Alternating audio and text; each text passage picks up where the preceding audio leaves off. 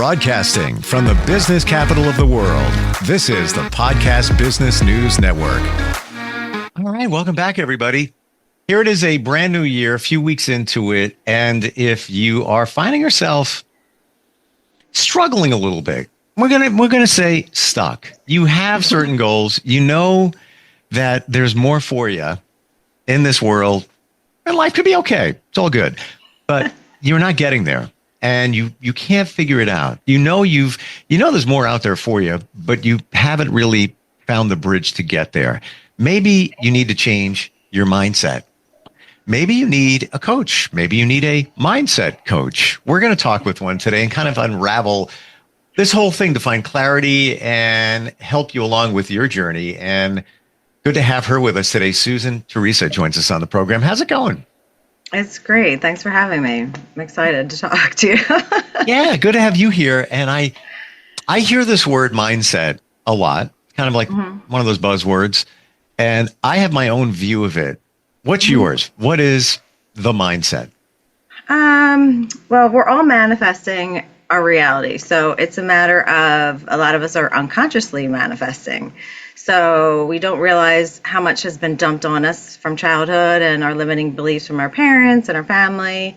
So when we get into adulthood, some people get stuck because they get stuck in those beliefs and they don't realize they're kind of running programs in the back of their mind. So I originally was a criminal justice major because I wanted to get into profiling. I then went into part of my master's in social work at Rutgers. And eventually got into sales, but it helped me just because I wanted to get out of my parents' house. Master's in social work wasn't going to pay the bills. So it really helped me. I wasn't expecting to get into sales, but I was just a great listener. People just come to me generally, feel, comfortable telling me, pretty much anything. So it's just come naturally to me for friends. And then once I went through, getting out of sales and through my divorce and realizing, all my life lessons and stuff like that, I started to realize there was a lot of stuff that unconsciously was holding me back from what my parents and my siblings. And I had run into, my sister was writing a book. I ran into this woman that was writing a book down in DC, and I went down there with them and, took the course for life coaching. I was going back for my master's. So I figured I'd do a whole year of getting my certification to be a coach. Just because I felt passionate about, what the trauma I went through, what I was experiencing, and, the people that were already coming to me, a lot of my friends that were going through divorces or just traumatic, either toxic work environments or toxic family members or just toxic exes, and, some of them even toxic like lovers, and they just couldn't get out of it, even if they didn't have kids. And, I'm still amazed that I got out of my relationship with 3 kids, but it takes a lot of strength and courage to kind of go against some of those limiting beliefs that we've had and that are stuck in our mind. You said something alarming in the beginning, and I don't think we realize this, and nobody ever says this. We talk about manifesting your future. All good. Well, I'm working on it myself. I got books, I study it, the whole principles, 369, Tesla, on and on and on and on. However, what you said, we are manifesting our future 24/7, whether we know it or not, whether we want to or not. That being said, you may be saying things to yourself in your mind, to others. That is your future. And we don't get it. We don't realize that we are doing it. And then, of course, it goes back to the subconscious. Your subconscious is listening to everything. And correct me if I'm wrong. This is my understanding. Yeah, you're good. I have no certification, no training. I barely even know what I'm having for lunch today. But it's that stuff that was in our childhood that is running on our subconscious. And when we say things, we're pulling those things out, and that's piloting how we act as adults. And we don't even know that we're doing it. We don't even know we're doing it. Yeah, that's kind of why you see a lot of people until they go through a severe career change or stress event or major event, whether it's like a car accident or a divorce or something traumatic, family member or parent dying, it triggers them to start looking more within and just, seeing what's coming up and seeing why they're repeating patterns that they're implementing. And that's also why I got into Reiki too, because, the more I uncovered it and the more coaching I did and the more people I was helping, it's really about those emotions. And sometimes people want to hold on to those emotions, and that actually can cause disease in the body. So it's a matter of really addressing it and seeing it and letting it release it, so that we're not holding on to things. Same thing with the patterns. We have to kind of consciously see the pattern, recognize it. It's just like an alcoholic. If they don't see the problem, they're not going to be able to fix it. So that's kind of the thing. Same thing with emotions. If we keep suppressing them, eventually, they affect us in the wrong ways. So it's a matter of addressing them. Why is this coming up? Not fearing it, and seeing why. It's usually bringing something up that we need to address and release, and actually see that something in our unconscious is bringing that to our awareness for a reason. I call it connect the dots. And for me, it was awareness and learning and all of that, and hypnotherapy. That's what worked for me. How do you, when you work with somebody on their mindset, connect the dots to those things from their childhood?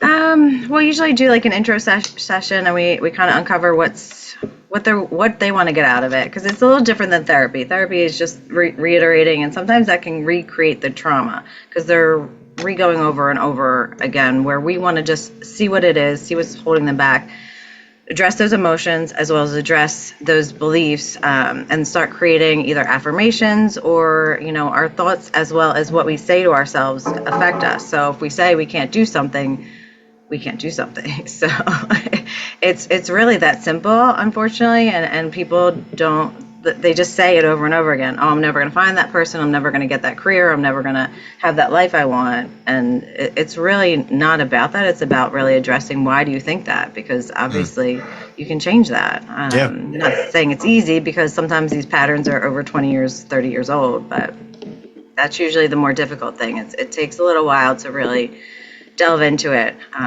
Sometimes it can take a couple of years to really address some of those. There's a lot going on here when you talk about the mindset, because we're sabotaging ourselves, and we don't even know we're doing it by the thoughts that we have, our actions, obviously, but even the language that we use. Let's say you have a job interview coming up, and you're heading into that, and you're like, I'm never going to get this. It's just not going to happen. Like, why would they even hire me? I'm not even qualified. Well, first of all, they're bringing you in for a reason, so they must think you're qualified, number one. Number two, you thinking that it's not going to happen, just back to what you said earlier, you're manifesting it. You're asking the universe, you're asking your subconscious, do everything you can so I don't get this job. Guess what? You're probably not going to get it. You're going to screw it up. Something's going to happen. You're not going to present the way you should, because that's what you were thinking, right? Well, yeah, and it's in their body posture, it's in their thoughts, it's the same thing. And I don't address, lying on your resume and all that kind of stuff, but you think about it, people that kind of embellish a little bit and have more of that charisma and that confidence going in, you always hear about like jobs don't hire someone who doesn't have the experience, but they do occasionally. It's just a matter of you having the confidence and going in. Not everyone, has the experience, but it does happen. It's really a matter of how you come off to people. It's a lot of how I learned in sales. You really have to listen, pay attention to body language, pay attention to, how that person is. And even sometimes I had to sit through one doctor, screaming at me for like 5-10 minutes until I just kind of was like, I'm sorry you're having a rough day. I'm here, maybe this isn't the right time, but, let me know when it is a time to come in and talk to you about improving, your sales or, whatever strategy. So, you really have to not take it personally. A lot of people project their issues onto others, and then we take it personally and we internalize it, and that can be, not a fun thing as well. How about we focus on the language that we use, the things that we say to ourselves? And I've been working on changing it. Like, for example, I can't wait for tonight. I can't wait. I'm going to have this great steak at this restaurant. I can't wait. Well, to me, I'm saying to my subconscious, wait. As opposed to, I'm looking forward to that steak tonight at that restaurant. It's going to be really good. Yeah, so, it is. It's about What? that being that intentional in your morning. Absolutely. Starting your morning off, starting your coffee off right. Sometimes it's a matter of, like, I've got 3 kids. It's a matter of, I enjoyed getting up early to have that kind of Zen time to myself before everything got chaotic. And it's just a matter of, then writing down your thoughts, or, I'm big into meditation. Not that I get to do it every day, but I try to. And just being more intentional. When being in sales, you have to really have those vision boards. You're going to have your bad days, you're going to have your bad meetings, and just kind of building yourself back up to go into the next meeting. So it's really about, okay, that's okay. That wasn't the one that, and I mean, I've heard no so many times. It's just, sometimes it just doesn't get to phase you. You're like, all right, well, it's no today, but it doesn't mean it's no forever. It might be yes tomorrow, it might be yes next month, it might be yes a couple months down the road. But, you keep pushing at it, you're going to get what you want out of life. And I think people give up a little too easy. Agreed. And especially even in the sales, I don't do sales. Not my thing. Just going to say, I kind of loathe it. It's just not my thing. I didn't like it. It was fun though. Yeah, but to your point, and I think it applies to most anything, is you didn't get the sale that time. Well, keep your positivity up. Keep the same vibration up. We can talk about energy as well. Like you said, because if they're feeling it, it just didn't work at that moment. You might get a call 6 months later. Hey, you know what? We had some changes in our budget. Side note, I have a marketing company, and I'll speak with clients, and I don't sell them. I just provide creative solutions to what they're looking for. It's almost funny how many times a client has wanted to meet, and I go in there in the past, different mindset, thinking, oh, CRAP, they're going to cancel. That's it. Yeah, something's up here. Something. And I go in there with that negative attitude. It's never happened. It never transpired. And I went in with one yesterday, and I was having an open mind. It's like they asked me to come in and talk, and I'm wondering, I wonder what they want to talk about. Maybe they want to make a budget change, whatever. No, they want to spend more. Okay. So it's like, why worry about it? All the stuff that we worry about. And it's been, surveys have been done. Like 90% of the stuff we worry about doesn't even transpire. You're literally wasting energy and time, right? Yeah, it's wasting a lot of energy. And not only that, we kind of assume the other person doesn't want to spend as much, and we're envisioning that. And, you have to kind of let them walk you through, because you never know. They're ready to, like you said, spend or add stuff on. So if you go in with that mentality that they're ready to cancel, or they're ready to, reduce the amount they're spending, it really comes down to your mindset about going in there and just being open. But I was more about building the relationships too. I mean, I really feel it's important to, build a rapport with people, make them feel comfortable as well. Because I never liked that sales approach either. And that's why a lot of my accounts loved me, because they just knew I was there for them.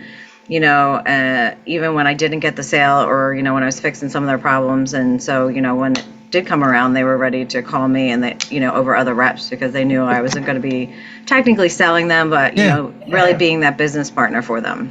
Exactly. So how do you stay positive?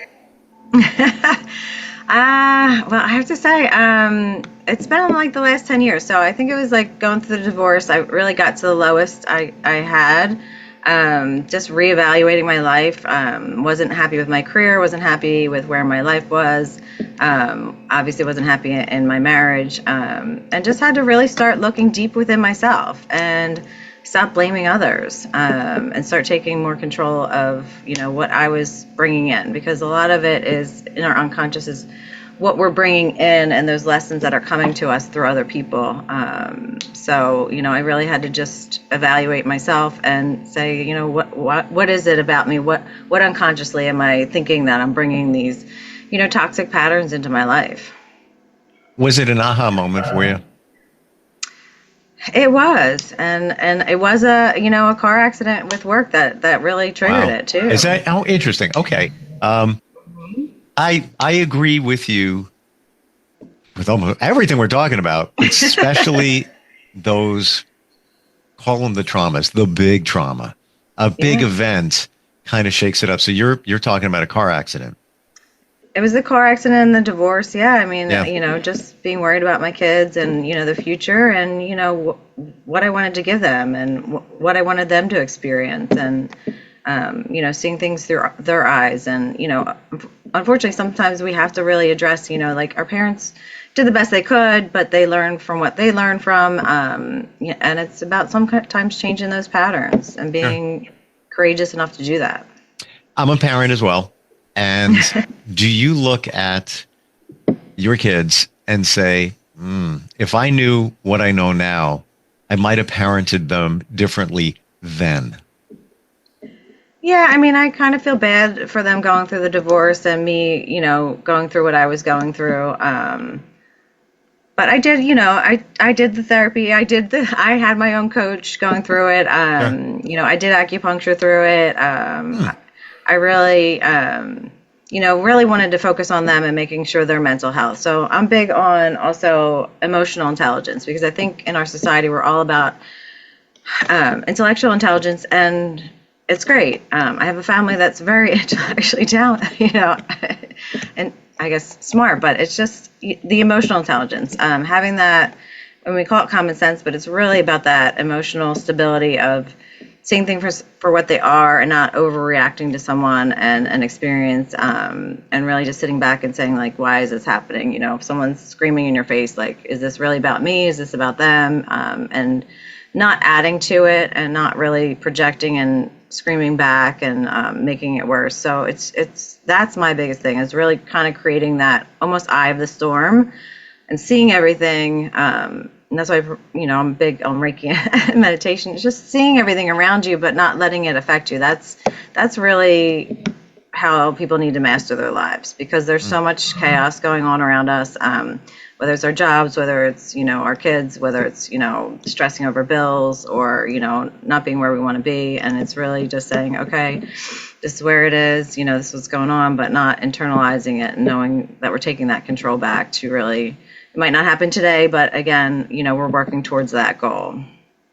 I find it fascinating that you're a life coach.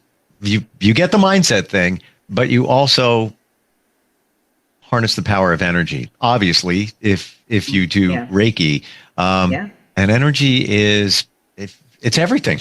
It really is, right? Yeah. That's what people don't understand. Even money is energy. Everything is energy, and everything is. I'm a big proponent of just what you put out there and how you show others how to kind of be in life. It's not always easy, but it's really just being there, showing them that there's a better way, and, just guiding them on their way to more of a peaceful mindset, a peaceful life. It's not all about money either. I'm not big on that either, but it's more of just having that peaceful lifestyle. Yep. And not being in these toxic jobs and feeling like you're stuck, or this toxic, relationship. And a lot of us do. We get stuck in, whether we had a toxic parents or we didn't. Sometimes we mentally bring in someone because we just don't feel good enough. So it's sad. Well, okay. Let's go right there. That is like one of the classic things. Psychologists, psychiatrists will all say the same thing. Give me your feedback. All of us, if not most of us, feel that we are not good enough in some area, or maybe overall, I'm just not good enough. I'm just not good enough for that. I'm not good enough for this relationship. That feeling of not good enough. Do you think it's probably one of the number one things that we're carrying around? Yeah, I think that's the one thing that upsets me about where our society is. It's just people are so confused and in these relationships, and it's not really healthy. But it's them getting stuck in that, and that's where I see it, like whether it's career, but definitely in life in general, and then not feeling confident enough to know that there's not just one person out there. There's lots of soul family. There's lots of options out there, and to get stuck on one person and to feel like that's it, and then kind of giving up on it. I've had a lot of friends that just got divorced and they're like, nope, not going to do it again, which I understand. But it's we all, once we get hurt, we have to guard our heart for a little bit. But it's really, that's a lot of the emotional part of why I got into Reiki, because you realize that a lot of people need to release. Now I've done some Reiki on someone who was in 9/11. I've done someone who was in 3 tours in Iraq. I've done one on on someone that worked in Homeland. So it's really of addressing those emotions and feeling good enough and that confidence to know that, someone else is not going to see it, is going to see us the way we think we are. So if you're seeing yourself as that non-confident person, that's what you're going to bring into your reality. So once you get into your confidence and you know who you are, none of us are perfect, but it's really loving yourself, and then you're bringing that, equal love into your life. That person's not going to be perfect either, but Sure. It'll be a healthy relationship of give and take, and that knowing that no relationship is perfect. They all have to be worked on. It's work. I hate you know what? Everything is work. And I don't mean that in a negative way, but hey, making plans for this weekend. What are you doing? Got to get people together. We're all going to meet. We're going to see a tribute band, whatever it might be. Guess what? Yeah. That's work. Everything is work. And right down to working on yourself, breath work, all of that. Oh, look who just walked in. The younger version of yourself. And they're right in front of you. What advice would you give them? To not take everything so seriously, to laugh more, to enjoy life. I just try every day to be more intentional, but being more grateful and happy for the things that I do have makes more of those things come back into your life. I would say the same thing. And also don't worry about what people think. Yeah. That's another big one. It's people get so worried, and I think that's my biggest thing, is teaching people that, people are unhappy in their lives. So why are you taking advice from them? Or you're taking advice from a friend that's having their own issues. Right. Right. You said a word before that resonates with me. And the word is peace. And tell me your feelings on this. The word peace, you don't realize you don't have it until you realize it. And then it's everything. It's, and you even made a mention about money and everything before. Yeah. Yes, we need what we need to survive and support our families and everything. It would be nice to have more. Do you need it? But you need peace. You feel the same? I think it's more about peace and harmony and not letting all those things affect us. And I think you hit it. Too many people are just worried about what everyone else thinks. And, that's how they're living their lives. And I think a lot of people are going to get to the, end of their lives and realize, that they didn't live it the way they wanted to.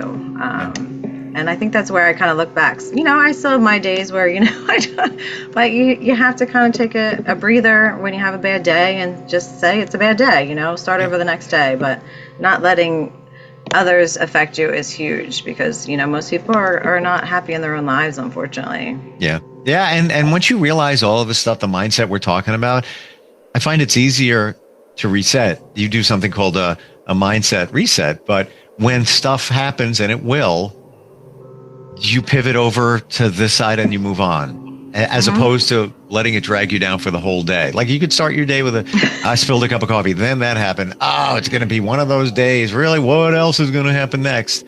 If you're thinking that, something not so great is going to happen next. And like you said, we create our future.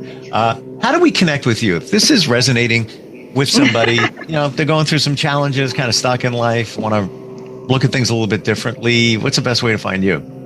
I'm on SusanTheresa.com. I'm also on Instagram under Mindset Reset 20, and I have 888-MINDS20, as well as my daughter got me on TikTok, so that's an interesting thing. But really, and I'm on Facebook as well under Susan Theresa, as well as the Mindset. So, I have a lot of people either recommend me after they've, I've helped them. I've had family and friends. I've joined some international coaching groups, as well as, have a lot of friends that either do QHHT or, which is past life regression, or they do all kinds of different things as well as what I do. So it's really building that community. I eventually want to get a whole holistic center. I'm trying to work on with some other friends and just getting that, acupuncture, holistic, as well as, some aesthetics, and just really taking it into the future of, where we need to be health-wise. And I'm a big proponent of natural stuff as well. Oh, yeah. Yeah. I've got my herbal sprays right here. I get what you're saying. I feel like that's, I know I lived in that pharma field, but it's, I'm really straightforward about, your health is your wealth too. Take care of yourself. So it's really important to take those days. And, so many people are stuck in that 9 to 5, just grind, and then they're not realizing they're not spending the time with themselves, let alone their family. Great talking with you. I love your vibe. You are like so grounded. I'm pretty chill. You are. But you also walk the walk and talk the talk. You went through some stuff. You realized what was going on there. You found it impactful to work with others on the journey, and now you're doing the same. And by the way, I applaud you on locking down a website, Susan Theresa. I would think that would have been taken. You must have gotten that a long time ago. I did. I think it was over 10 years ago. Yeah, I did. Yeah. I mean, Awesome. No, I appreciate it. Thank you for the time. I'm really was excited to talk to you and just get myself out there a little bit more. Sometimes I'm a little bit too much of an introvert. So. Don't be. You're great. You really are. And I appreciate your transparency in telling your story because we learn from stories. I love hearing them. Well, I think it's important because no one wants to learn from someone that hasn't walked the walk or hasn't experienced it. It's kind of hard to talk and help someone through something that you kind of haven't had and I feel like that's the lessons we learn in life is what we experience are things for a reason for us to help others. That's a whole other podcast right there. Thank you so much for being here. It really is. SusanTheresa.com. Make the change. At least make a phone call. Start there. Thanks for being here today.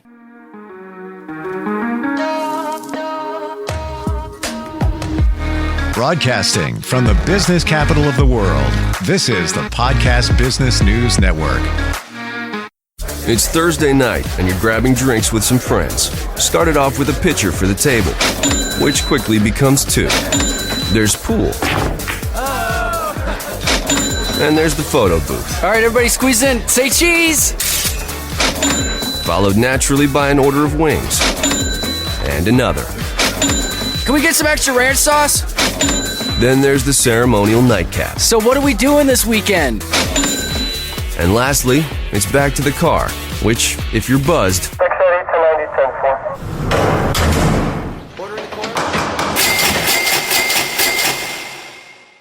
could be the most expensive night of your life. Getting pulled over for buzzed driving could cost you around $10,000 in fines, legal fees, and increased insurance rates. Nothing kills a buzz like getting pulled over for buzzed driving, because buzzed driving is drunk driving. Brought to you by the National Highway Traffic Safety Administration and the Ad Council.